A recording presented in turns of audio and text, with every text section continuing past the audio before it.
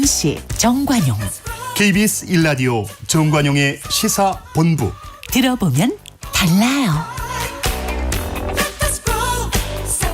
문학의 소식 종합 정리하는 시간 갖겠습니다. 문화평론가 김헌식 씨 나오셨어요. 어서 오십시오. 네, 안녕하세요. 네. 한국계 캐나다인인 셀린 송 감독이 만든 영화 패스트 라이브즈가 아카데미상 주요 부문인 작품상, 각본상에 노미네이트 됐네요. 네, 그렇습니다. 그래서 본명이 그러니까 우리 이름으로는 송하영이고요. 예. 셀린 송 감독이. 그리고 우리에게는 익숙한 영화 넘버 3의 송능한 감독의 딸입니다. 네, 그래서 네. 뭐 한국계 감독이다 이렇게 얘기하기에는 굉장히 우리와 직접적으로 인연이 있고요. 무엇보다도 작품상과 각본상 후보에 올랐는데 크리스토퍼 놀란 감독의 오펜하이머, 그리고 마틴 스코세이지 감독의 플라워 킬링 문과 함께 최고상인 작품상 후보에도 올랐고 각본상에도 올랐습니다. 예. 각본은 자기가 썼는데요. 그렇기 때문에 각본뿐만 아니고 이제 감독까지 해서 이렇게 두 분의 공동으로 후보가 됐는데 각본상과 감독상의 첫 장편으로서 이렇게 올라간 경우에는 이제 네 번째가 되겠습니다. 아시아계 여성 감독으로는 첫 번째 기록이라고 볼 수가 있겠습니다. 이 영화가 데뷔 영화라면서요? 네, 그렇습니다. 예. 데뷔작이 바로 작품상과 각본상 후보에 올랐기 때문에 이런 점에 각별한 더 의미가 있고요. 내용을 보면은 이 사실 패스트 라이브즈 하면 굉장히 어렵게 느껴지지 않습니까? 근데 우리가 쉽게 이해할 수 있는 단어는 바로 전생입니다. 그래서 이 두 주인공이 동일한 장소, 동일한 시간에 존재하게 된 것은 기계적인 게 아니고 전생 있었던 수많은 생의 결과라고 하는 약간 동양 철학적인 그런 면들이 있기 때문에 이런 점에서 좀 작품성에 어떤 느낌도 많이 줬다고 생각이 들고요. 또 각본상이라고 했을 때도 이런 과거와 현재를 오가면서 보여주는 방식들이 굉장히 작품 구성을 촘촘하게 잘 구성했다라는 평가를 현지에서 받고 있습니다. 사실 뉴욕에서 극작가로도 활동하고 있거든요. 우리에게는 익숙한 만제도 해녀들의 이야기, 또 이민 1.5세대들의 정체성에 관련된 작품 엔들링스라는 작품을 올려가지고 극찬을 받은 바가 있습니다. 연극으로? 예. 그래서 연극과 영화를 통틀어서 우리의 어떤 정서를 깊이 있게 담아낸 각본으로 이미 이름이 높았습니다. 이번에 이렇게 작품상과 각본상 후보에 오르게 되면서 이 거장이죠. 기에르모 델 토로 감독이 지난 20년간 본 최고의 장편 데뷔작이다. 이 정교하고 섬세하며 강렬하다라는 압도적인 찬사를 보냈는데 이런 점에 있어서 수상 가능성을 또 꼽아보겠습니다. 예. 그 아카데미상 후보로 영화 바비가 네. 남녀 조연상 등등 여러 후보로 오르긴 했는데 그런데 이 감독상 또 여우 주연상 후보에는 오르지 못해서 지금 논란이죠. 그렇습니다. 현지 매체에서 이변이다, 놀라운 결과다 이렇게 전했는데 푸대접이라는 단어까지 쓰기도 했습니다. 특히 CNN은 거익과 로비가 각각 감독상과 여우주연상 부분에서 충격적인 무시를 당했다. 반면 그 상체에 소금을 뿌리듯 라이언 고슬링은 바비의 켄 역으로 나무조연상 후보에 올랐다라고 지적을 했습니다. 예.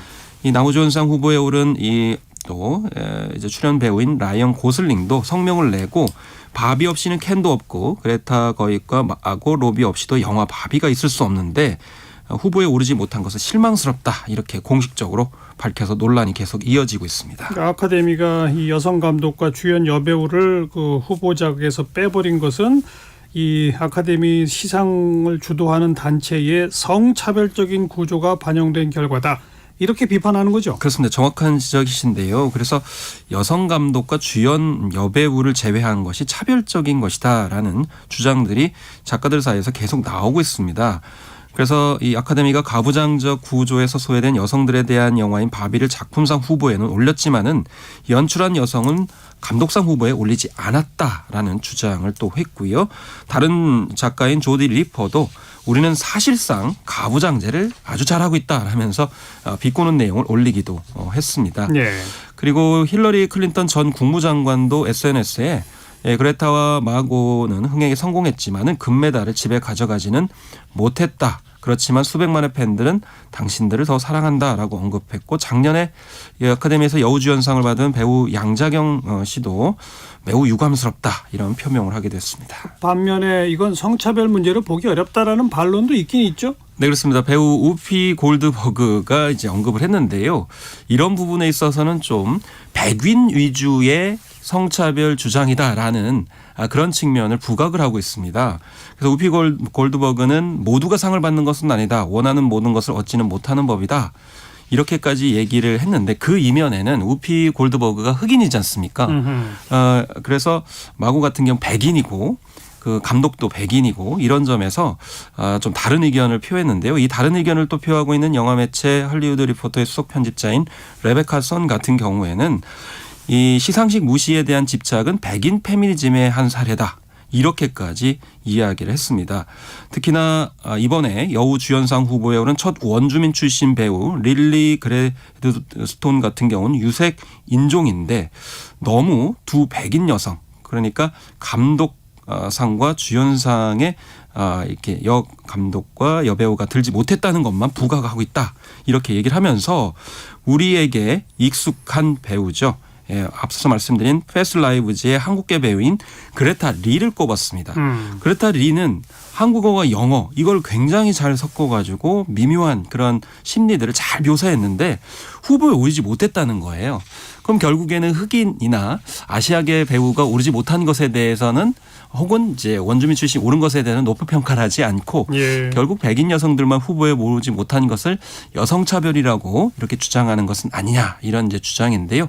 참고로 그레타 리는 골든글로브 시상식과 크리스 초이스 시상식에서 여우주연상 후보에 올랐지만은 아예 아카데미에선 지명조차 받지 못했고요. 앞서서 살펴드린 셀링송 감독 역시 작품상과 각본상에는 이름을 올렸지만 감독상 후보에는 들지 못했기 때문에 이런 점에서 지금 갑론을박이 오가고 있는 상황입니다. 네. 아카데미상 관련된 소식들 정리해봤고 그 아이돌 연습생 등 이 청소년 문화예술인들의 권익을 보호하기 위한 법적 근거가 마련됐다고요? 네, 서울시 의회에서 이제 관련 조례를 이제 최근에 최종 통과시켰습니다. 예.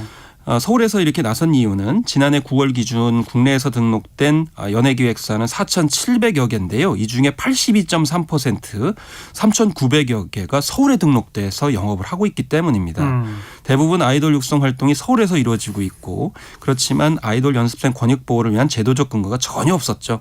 뭐 아시다시피 성희롱이나 성폭력 또 여성 아이돌을 중심으로 해서 체중 감량이나 성형 강요 등을 하겠는데 요즘에는 뭐 남성 아이돌들도 다이어트나 성형 강요를 받고 있는 것으로 알려지고 있습니다. 이건 아무래도 신체적 정신적 건강 훼손이나 인격 침해를 이제 불러일으키기 때문에 여기에 대한 예방을 계획해야 된다라는 이제 조례안이 들어 있고요. 또 심리 검사나 상담 등도 지원해야 된다. 또 진로 상담 계획도 이제 담고 있습니다. 아무래도 다 대비하는 게 아니기 때문에 이런 점을 이제 담고 있는 것으로 볼 수가 아동, 있겠습니다. 청소년, 미디어 인권 단체들이 논평을 내고 이 조례안 통과를 환영했다는데, 근데 이건 이제 서울시 의회의 조례고 네, 그렇습니다. 법률은 아니잖아요. 맞습니다. 지금 그 관련 법률은 국회에 여전히 계류 중이라고요? 그렇죠. 이제 관련 시민단체는 기획사에 소속된 연습생이 2,000명에 육박한데 이 대비하는 경우는 1%에도 못 미친다라는 겁니다.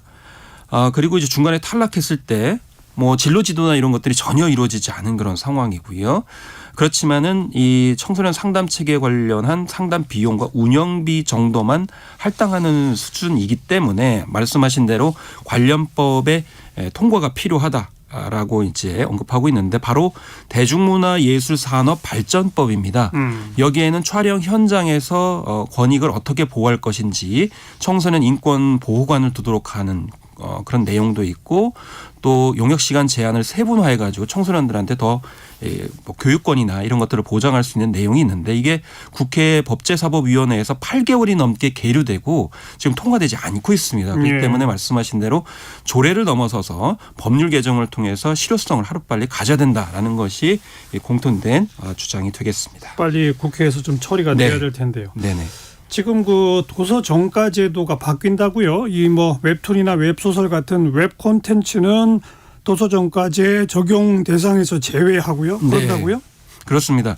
이게 좀 콘텐츠별로 입장이 좀 다른 건데요. 뭐 아시다시피 도서정가제는 너무 과도한 할인 경쟁을 방지해서 출처하는 생태계를 좀 보호하자는 것이죠. 그래서 예.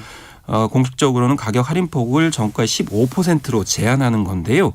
그런데 웹 콘텐츠 같은 경우 이걸 일찍부터 반대를 해왔습니다. 왜냐하면은 콘텐츠 유통은 도서와는 다른 형식으로 인터넷에 유통이 되기 때문에 이걸 정가로 받을 수 없는 측면이 있다라는 주장을 해왔습니다. 특히나 웹툰 같은 경우에는 도서정가제가 웹툰과는 맞지 않다라고 주장해서 이번에 문체부에서 좀 웹 콘텐츠를 제외하겠다라고 하니까 굉장히 환영을 했는데요. 예. 그렇지만 기존 출판계 같은 경우는 완강합니다.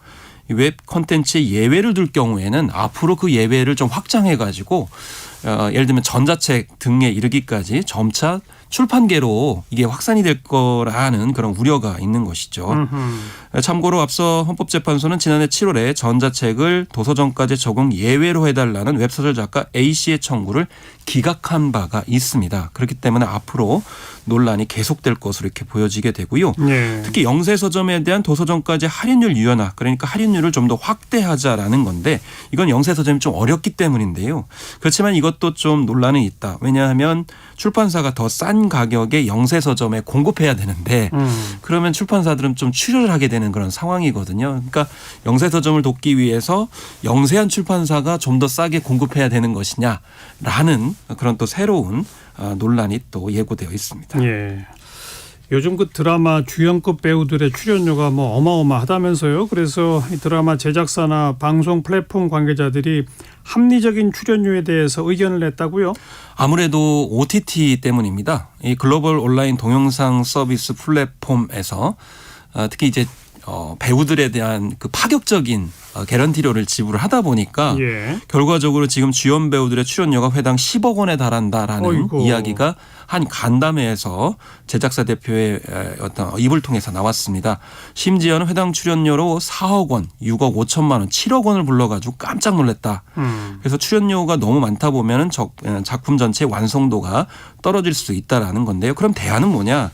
이 출연료를 회차 단위로 지급하는 대신에 총 촬영 일수와 촬영 시간 등을 기준으로 지급하는 출연료 가이드라인을 하루빨리 마련돼야 된다라는 주장도 하고 있고요. 예. 또 중국 쪽의 사례를 언급하기도 합니다.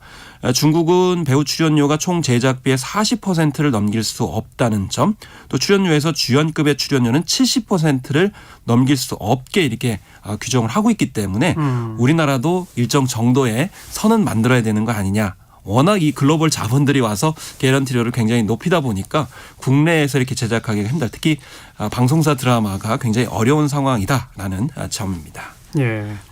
정부가 이 넷플릭스 같은 OTT 서비스 기업에 영화 발전 기금 부담금을 부과하겠다. 뭐 이런 그 검토를 하고 있다고요? 네, 이것도 결국 온라인 동영상 서비스 OTT의 약진 때문에 벌어진 일이다라고 볼 수가 있는데요.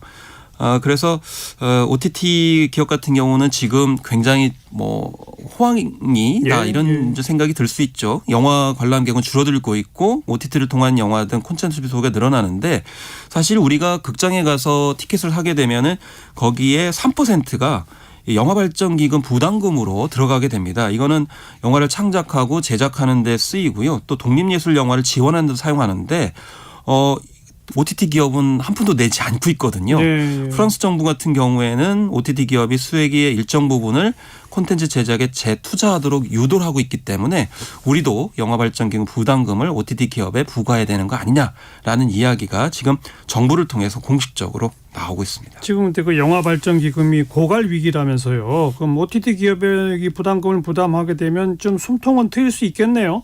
네, 그래서 영화 발전 기금이 고갈 위기입니다. 그래서 2019년에 3분의 1 수준밖에 안 되는 상황이거든요. 아무래도 독립예술 영화에 과감하게 신예들을 발굴하고 새로운 소재를 지원해줘야 우리나라의 어떤 영화 미래가 밝은데요.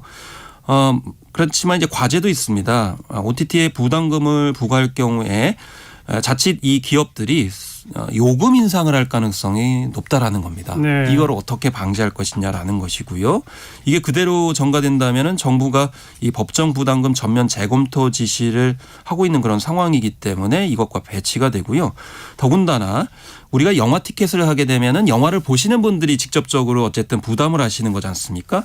그런데 이 OTT 기업에 부과하게 되면 부담금을 내는 주체와 수혜자가 일치하지 않아서 부담금 취지에 맞지 않는다는 지적도 있습니다. 그렇기 때문에 부담금을 주체할 이제 최종 주체가 누구인지 이 부분을 또 정리해야 되는 그런 과제가 있겠습니다. 네. 그 케이블 TV나 인터넷 TV, IPTV 등에 가입해 있는 사람 가운데 3명 가운데 1명이 기존에 가입한 거를 그냥 해지해버리고 OTT로 옮겨보자라고 하는 걸 고려하고 있다고요? 그래서 이것도 결국에는 OTT가 지금 얘기죠. 약진하고 있기 때문인데요. 그래서 실제로 설문조사를 해보면은 물론 이제 TV를 보는 일이 줄어서 그다음에 TV에 볼만한 게 없어서 이렇게 응답한 분들지만 3위를 보면은 OTT로 충분해서가 27%로 3위를 차지하고 있습니다. 특히 가장 코드 커팅 그러니까 해지할 생각이 많은 30대는 OTT로 충분해서가 36%로 가장 높은 순위를 차지를 하고 있습니다. 예. 어쨌든 간에 TV를 보는 시간이 줄어드는 상황 속에서 이렇게 OTT가 약진하다 보니까 케이블 TV나 IPTV 같은 경우에도 해지 사태를 이제 받고 있는 그런 상황이기 때문에 어쨌든 콘텐츠 경쟁으로 하루빨리 나서야 되는 그런 긴급한 상황인 것은 분명해 보입니다. 네. 그 OTT 등에서 그 이용자 확보를 위해 가지고 공짜나 낮은 가격으로 일단 서비스를 제공한 뒤에 자동으로 유료로 전환하는 이런 행위가 이제 금지된다고요? 저도 참 이런 경우에 참 곤란한 경우가 많죠. 처음에 무료로 뭐 한 달, 3달 하시다가 나중에 해지하시면 됩니다. 아니면 낮은 가격에 할인을 많이 해주게 되는데 우리가 보다 보면은 잊어버리거나 아니면 귀찮아가지고 그냥 넘어가거든요. 맞아요. 예, 이거를 이제 다크 패턴이라고 합니다. 온라인 소비자를 기만하는 행위라고 이제 하게 되는데 앞으로는 전환이 이루어지기 전에 소비자의 동의를 받아야지 자동적으로 이렇게 연장이 되지는 않습니다. 그래서 전자상거래 등에서의 소비자보호법 개정안이 국회 본회의를 통과를 했기 때문에 앞으로 이렇게 교묘한 조작이나 소비자의 착각, 실수 유발 등을 통해 가지고 비용을 치르는 일이 없어질 것 같습니다. 그래서 어쨌든 1년이 지난 후부터 이렇게 될 수 있기 때문에 예. 이런 점 참고하시면 좋겠습니다. 네. 그 가수 장범준의 그 소리 없는 비가 내린다라는 공연에서 NFT죠. 대체 네. 불가능 토큰으로 티켓을 만들어 가지고 암표를 사전 차단했다고요. 이게 어떤 방식으로 하는 겁니까? 네, 일단 장범준 씨 같은 경우 얼마 전에 공연을 했는데요. 50석 정도의 공연 한 5차례 정도 한다고 했는데 뭐 예매를 시작하자마자 5분 만에 다 완판이 됐는데 바로 인터넷에 암표가 올라와서 장범준 씨가 공연 다 그만하고 다시 티켓을 판매하겠다 이렇게 밝혔거든요. 그만큼 암표가 지금 기승을 부리고 있는 그런 상황입니다. 예. 그래서 이 블록체인 기술 그러니까 대체 불가능 코드 같은 경우에는 앱 내에서 본인 인증 이용자만 티켓을 구매할 수 있는 거거든요. 그래서 한 번 구매한 NFT 티켓을 재판매할 수가 없습니다. 그래서 지금 현재 암표 거래와 관련돼서는 3월 22일부터 새로 이제 법이 시행되기는 합니다만은 매크로로 대량 구매를 해가지고 이걸 예. 일반으로 팔게 되면 일반 분들이 그걸 사가지고 그렇죠. 다시 또 재판매를 해요. 심지어는 임영웅 씨 티켓 같은 경우 수백만 원에 이르는 그런 상황이 돼가지고 모처럼 효심을 발휘하려고 했던 자녀분들이 참 굉장히 슬퍼하는 일들이 벌어졌었는데 예. 어쨌든 이 티켓을 구할 수 없어 웃돈을 얹어서 티켓을 울며 겨자 먹기로 사는 상황을 좀 방지하기 위한 건데요. 근데 대안으로 꼽히는 건 뭐냐면 뭐 일본에서도 하고 있습니다만은 일단 공연을 보실 분들을 신청을 받아가지고 추첨 후에 거기서 선정된 되신 분들만 대상으로 티켓을 판매하는 형태. 그 장범준 씨는 더 나아가서 NFT라고 하는 블록체인 기술로 통해 등록된 사람만 구입할 수 있도록 이렇게 하는 방식으로 지금 가고 있는데 어쨌든 그만큼 안표 문제가 심각한데요. 그렇죠. 예, 이렇게 위해서 뭐 새로운 기술까지도 지금 활용하고 있는 상황입니다. 예. 전주국제영화제가 이제 올해 25회째인데 영화진흥위원회가 예산을 대폭 삭감해서 아주 힘들다고요? 네, 그렇습니다. 이 전주국제영화제는 부산국제영화제 다음으로 많은 정부 금액을 지원받아서 열리는 행사인데요. 지난해 50여 원에서 24억 원으로 반토막이 났습니다. 그래서 7.3% 정도에 이르는 이제 액수인데요. 그래서 부족한 재원은 기업 후원금을 통해 가지고 유치할 생각이다 이렇게 얘기를 하고 있는데 예. 어쨌든 간에 지난해보다 적은 예산으로 영화제를 치르게 되더라도 전체적인 틀이 무너지지 않도록은 하겠다라고 했는데 어쨌든 영화제만큼은 좀 지원금들이 튼실하게 보장이 돼야 되나 이렇게 생각이 드는데 왜냐하면 지금 멀티플렉스형 극장을 가기보다 오히려 영화제에서 다양한 체험을 하는 것을 관객들이 오히려 더 선호하고 있거든요. 왜냐하면 극장에서는 영화만 보지만 그건 또 조금 있으면 OTT에 나오니까 별다를 거 없지 않냐 이렇게 하지만 영화제에서는 뭐 관객들이 뭐 제작진과 만날 수도 있고 예. 또 배우들과 토크도 할 수 있고 다양한 부대 행사들이 있기 때문에 오히려 지금 트렌드를 본다 그러면 영화제가 훨씬 더 충실하게 이루어져야 되기 때문에 그런 면에서 예산이 좀 지원이 돼야 되지 않을까 생각이 들고요. 그렇군요. 올해 전주국제영화제는 5월 1일부터 10일 전주 영화의 거리를 비롯해서 전주시 일대에서 열릴 예정입니다. 네. 여기까지 할까요? 네. 김원식 문화평론가였습니다. 고맙습니다. 네, 감사합니다. 1부 마치겠습니다. 송창식의 우리는 듣고요. 1시에 다시 옵니다.